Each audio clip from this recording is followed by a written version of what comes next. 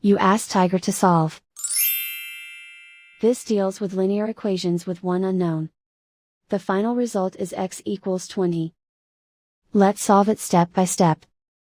Group all x terms on the left side of the equation.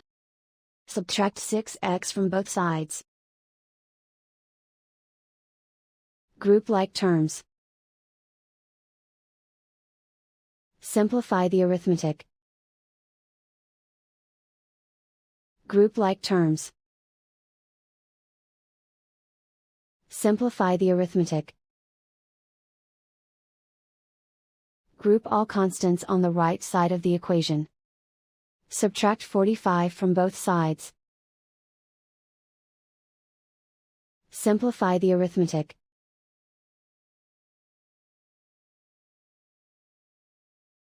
Isolate the x.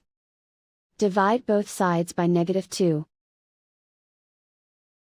Cancel out the negatives. Simplify the fraction. Cancel out the negatives. Find the greatest common factor of the numerator and denominator. Factor out and cancel the greatest common factor. And so the final result is x equals 20.